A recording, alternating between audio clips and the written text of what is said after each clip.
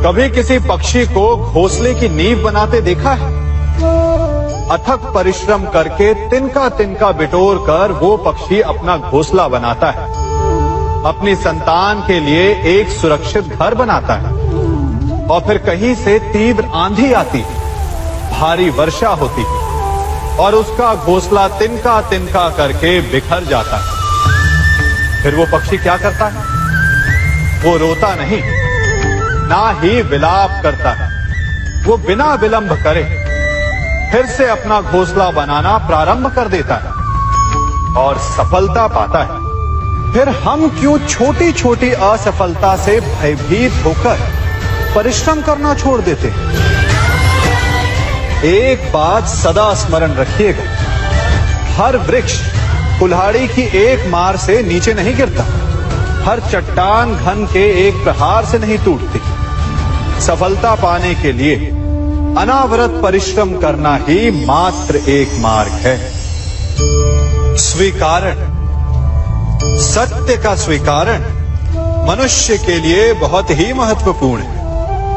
जब तक मनुष्य सत्य को स्वीकार नहीं करता, उसे असत्य से लड़ने की शक्ति प्राप्त नहीं होती। जब आप भोजन करते हैं तो क्या होता है? आपका पेट स्वीकारता है कि वो भर चुका है और आप भोजन करना बंद कर देते हैं। जब आपको निद्रा आती है तो क्या होता है? आपका मन स्वीकारता है कि आपका शरीर थक चुका है और उसे विश्राम की आवश्यकता है। उसी प्रकार जब आपको किसी व्यसन को रोकना हो तो आपको स्वीकारना पड़ता है कि बहुत हो चुका, चाहे वो लालच हो या मदिरापान। उस व्यसन का त्यागना तभी प्रारंभ होता है जब आप ये स्वीकार कर लेते हैं कि आप उस व्यसन के बंधक हैं। हम में से ऐसा कोई नहीं जिनकी परछाई उनसे दूर रहती। हमारी परछाई सदैव हमारे साथ रहती है। कदाचित हमारी परछाई हमारे कर्मों के फलों का संकेत है। कदाचित इसी कारण कई बार हमें अपनी परछाई से भय भी लगता है, परंतु इस भय से निवारण पाने का एक साधन अवश्य है। वो है सूर्य की ओर मुख करना या किसी प्रकाश के स्रोत की ओर मुख करना, क्योंकि तब हमें हमारी परछाई दिखाई नहीं देती। यदि इसे जीवन के संदर्भ में देखें तो ये प्रकाश का स्रोत शुभ कर्मों की चेतना है। यदि आपके मन में शुभ कर्म करने की इच्छा है तो आपको कभी भी अपने कर्मों के फल का भय नहीं होगा, क्योंकि यदि आपका मन शुद्ध होगा तो आपके कर्म शुद्ध होंगे और शुद्ध कर्मों का फल कभी अशुद्ध नहीं हो सकता। आज मैं आप सबको एक कथा सुनाता हूं। एक दिन प्रातः एक व्यापारी अपने घर से निकला। घर से निकलते ही एक बिल्ली ने उस व्यापारी का मार्ग काट दी। व्यापारी घबरा गया। वो फिर से घर लौट गया और शुभ घड़ी की प्रतीक्षा करने लगा। और जब वो पुनः अपने घर से निकला तब वो वाहन जा चुका था जिससे राजा तक पहुंचकर उसे भेंट देनी थी। राजा को भेंट नहीं मिली। राजा क्रोधित हो गए। राजा ने उस व्यापारी का व्यापार बंद करवा दिया। इस कारण व्यापारी क्रोधित होकर घर पर अपनी पत्नी से लड़ बैठा। पत्नी अपने बच्चों समेत मैके वापस चली गई और उस व्यापारी के जीवन में यदि कुछ रह गया था तो केवल अंधकार। और इन सब का कारण वो उस बिल्ली को मानता रहा जिसने उसका मार्ग काटा था। ऐसा ही एक दूसरा व्यापारी राजा को भेंट देने निकला और उस व्यापारी का मार्ग भी एक बिल्ली ने काट दिया। वो व्यापारी तनिक घबराया, परंतु उसने आगे बढ़ना अधिक उचित समझा। राजा तक वो समय पर पहुंचा। उसने राजा को भेंट दी। राजा प्रसन्न हुए और राजा ने व्यापारी को अपना व्यापार बढ़ाने की अनुमति दी, स्वर्ण आभूषण दी। जब व्यापारी घर पर पहुंचा तो पत्नी को आभूषण और अपने बच्चों को देने के लिए वस्त्र थे उसके पास।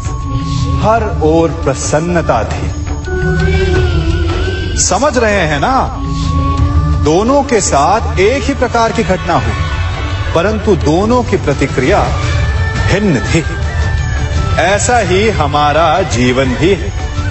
हमारे जीवन में प्रारब्ध का अपना स्थान है, परंतु उससे कई अधिक महत्वपूर्ण हमारी प्रतिक्रिया, हमारे सोच का प्रभाव है।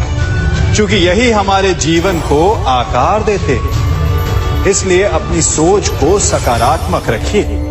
आपका जीवन सदैव आनंदमय रहेगा। आप इन दो पात्रों को देख रहे हैं। मेरे इस पात्र में जल है और ये पात्र मिष्ठान से भरा हुआ है। दोनों ही पात्र भरे हैं, परंतु देखिए, मिश्री को जल में मिला दिया, जल ने मिश्री को अपना लिया, मिश्री ने अपना अस्तित्व खो दिया। परंतु जल को अभिमान है कि उसका अस्तित्व अभी भी बना हुआ है। परंतु जो इस जल को चखेगा उसे अवश्य पता चल जाएगा कि ये जल अब वो जल नहीं रहा, ये अब शरबत बन गया। हमारा त्याग, हमारे बलिदान भी ऐसे ही होते हैं। जो इस बात को अनुभव करते हैं वो समझ सकते हैं कि कैसे हमने समय की धारा को बदल दिया।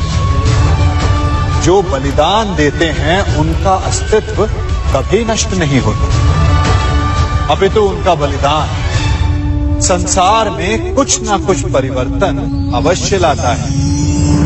हम सभी कभी ना कभी, कहीं ना कहीं अपने जीवन में यात्रा अवश्य करते हैं। हमारी यात्रा में कभी पक्के रास्ते आते हैं तो कभी कच्चे रास्ते। पक्के रास्ते मनुष्य बनाता है और कच्चे रास्ते जानते हैं कैसे बनते हैं? चलते चलते बन जाते हैं। जब लोग एक स्थान से जाते हैं तो पैरों के दबाव से नीचे की घास कुचल जाती है। बार बार उस मार्ग से जाने से धीरे धीरे मार्ग स्वतः ही बन जाता है। और यही जीवन है, यही नियति है। जब आपके जीवन में आपको मार्ग ना मिले तो रुकिए नहीं, आगे बढ़ते रहिए और आपके पैरों के दबाव से मार्ग स्वतः ही बन जाएगा। हम सभी अपने जीवन में सफलता चाहते हैं, है ना? उसके लिए हम रात दिन परिश्रम करते हैं, कड़ी मेहनत करते हैं, परंतु फिर भी असफल हो जाते हैं। परंतु ऐसा क्यों होता है? कभी सोचा आप सबने? क्योंकि सफलता पाने का मंत्र बड़ा कठिन नहीं, बड़ा सरल है। उचित विचार, उचित समय, उचित स्थान पर उचित प्रहार। जब आपके विचार, समय, स्थान और प्रहार यानी परिश्रम उचित है तो सफलता आप ही को मिलेगी। जिस प्रकार एक लोहार लोहे से कुछ बनाते समय उस लोहे के सही ताप तक के आने की प्रतीक्षा करता है और समय आने पर उचित स्थान पर पर्याप्त बल से प्रहार करता है और लोहा आकार ले लेता है। ठीक उसी प्रकार आपकी सफलता भी आकार लेती है।